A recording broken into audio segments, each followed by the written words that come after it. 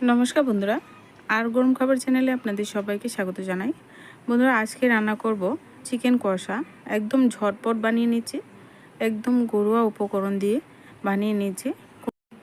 First আমি এখানে চুলায় একটা কড়াই বসিয়ে দিয়ে পরিমাণ মতো সর্ষে তেল দিয়েছি। তেলটা একটু বেশি করে দিয়েছি। এবার দেখুন, আমি প্রথমে ডুমো ডুমো করে কিছু আলু কেটেছি।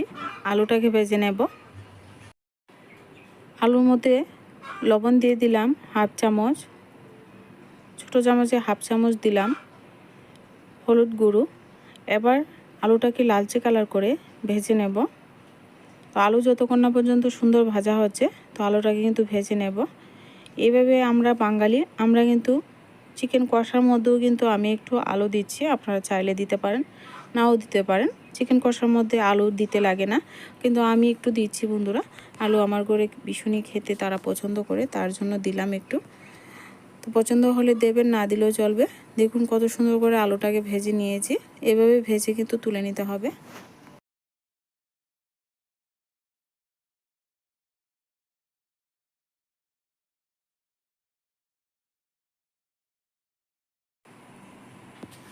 এবার কড়াইতে তেল রয়ে গেছে, দেখুন, তার জন্যই প্রথমে আমি বেশি করে দিয়েছিলাম। এবার এখানে দুটো এলাচ, দুটো দারচিনি টুকরো দিয়ে দিলাম। আর ফোড়নে দেবো এখানে জিরে। জিরেটা আমি অল্প পরিমাণে দিচ্ছি, আপনাদের পছন্দ হলে দিতে পারেন, নাও দিতে পারেন। জিরে ফোড়নে একবার খেয়ে দেখবেন। এবার আমি পরিমাণ মতো জিরে ফোড়ন দিলাম। ফোড়নটা একটু ভেজে নিচ্ছি। আর আমার ঘরে একদম লাইটের অনেক সমস্যা বন্ধুরা, হয়তো একটু লালচে কালার হয়ে থাকে। তো রাত্রে ভিডিও আমি করি না। রাত্রে ভিডিও করলে ভিডিও কালার সুন্দর দেখায় না, একদম লাইট হয়ে থাকে। তো ন্যাচারাল যে কালারটা সেটা কিন্তু আসে না। এবার এখানে পেঁয়াজ কুচি দিলাম, 3টা বড় সাইজের পেঁয়াজ একদম মিহি করে কুচিয়ে নিয়েছি, দিয়ে দিলাম। পেঁয়াজটা সুন্দর ভাজা ভাজা করে নিব। আর দেখুন চিকেনটা একদম জল জড়িয়ে নিয়েছি। এখানে 700-800 মতো মাংস হবে বন্ধুরা। দেখুন এদিকে আমার পেঁয়াজটা একদম সুন্দর গোল্ডেন ব্রাউন কালার করে ভেজে নিয়েছি। এবার আমি প্রথমে এখানে দিয়ে দেব আদা রসুন কাঁচা লঙ্কা বাটা। এখানে আমি মিক্সিতে আগে থেকেই পরিমাণ মতো কাঁচা লঙ্কা, পরিমাণ মতো রসুন, পরিমাণ মতো আদা আর একটা পেঁয়াজ দিয়েছি। পেঁয়াজটা করে নিয়েছিলাম বন্ধুরা, আপনাদের দেখাইতে একদম ভুলে গেছি। তো বন্ধুরা, আজকে রান্নাটা একদম ঝটপট আমি করেছি, তার জন্য কিছু এমনিতে দেখাইনি। আর আপনারা অবশ্যই বাড়িতে সবাই আমরা মাংস রান্না করি, কি কি লাগে আপনারা তো সবাই জানেন। কিন্তু এখানে আমি দুটো রসুন পেস্ট করেছি, একটা পেঁয়াজ পেস্ট করেছি, আদা পরিমাণ মতো, আর কাঁচা লঙ্কা দিয়েছি ঝালের পরিমাণ মতো। একটা টমেটো এখানে টুকরো করে দিয়ে দিলাম, পেস্ট করেও দিতে পারেন। লাল লঙ্কার গুঁড়ো ঝাল আপনারা পরিমাণ মতো দেবেন। এবার একটু নাড়াচাড়া করে দিয়ে নিচ্ছি, নিচে থেকে লেগে যাবে।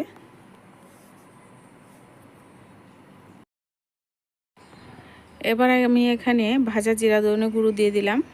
এখানে 2 চামচ ভাজা জিরা ধনে গুঁড়ো দিলাম, পরিমাণ মতো একটু হলুদ গুঁড়ো দিয়ে দিয়েছি। এবার মশলাটাকে ভালো করে নেড়েচেড়ে কষিয়ে নেব।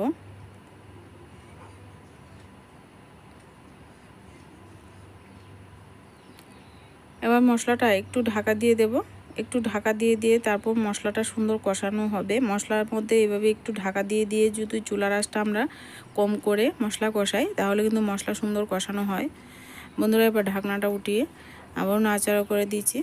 তো এইভাবে ঢাকনা দিয়ে মশলা কষালে মশলাটা কষানো খুব ভালো হয়। আর আমার ঘরে লাইটের সমস্যা একটু আছে, তো কালারটা ঠিকঠাক অনেক সময় বোঝা যায় না, একটু কালার হয়ে থাকে। তো বন্ধুরা একটু ক্ষমা করে দেবেন। তো দেখুন নাড়াচাড়া করতে করতে মশলাটাকে ভালো করে আমি কিছুক্ষণ কষিয়ে নিলাম।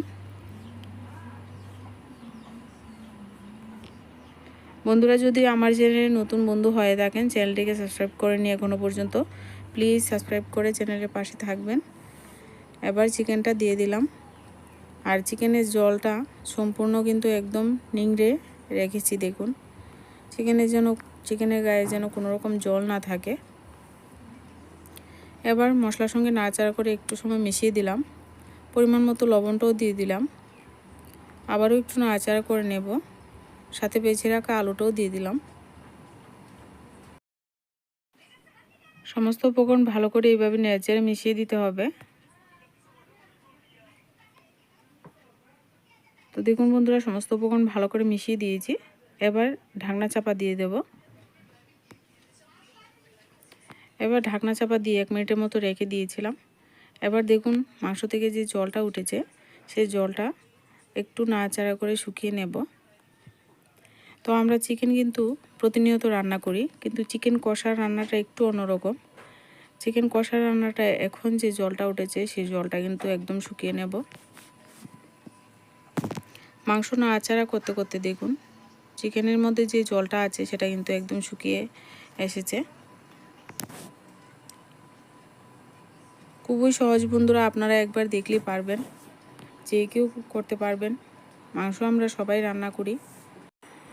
মাংস থেকে যে জলটা উঠেছে সেই জলটা শুকিয়ে যাওয়ার পর আমি কিন্তু পরিমাণ মতো এখানে 1 গ্লাসের মতো জল দিলাম। এর থেকে বেশি কিন্তু দেব না। তো এরকম জল দিয়ে তারপর আস্তে আস্তে করে মাংসটাকে আমি আবারও ঢাকনা চাপা দিয়ে দেব, যাতে করে মাংসটা একদম নরম হয়ে যায়, সফট হয়ে যায়। যদি কষা মাংস আপনারা একটু নরম সফট থাকে তাহলে কিন্তু খেতে ভীষণই পছন্দ হয়। সাথে আমি 1-2টা ডুমো করে পেঁয়াজ দিয়ে দিলাম। রসুনও দিতে পারেন, গোটা রসুন পেঁয়াজ আপনারা পছন্দ অনুযায়ী দিতে পারেন। এবার ঢাকনাটা উঠিয়ে এবার কিন্তু বন্ধুরা আর ঢাকা দিতে হবে না। এবার ঢাকনা খোলা অবস্থায় কিন্তু মাংসটা কষিয়ে নেব আর একদম কষা কষা বানিয়ে নেব।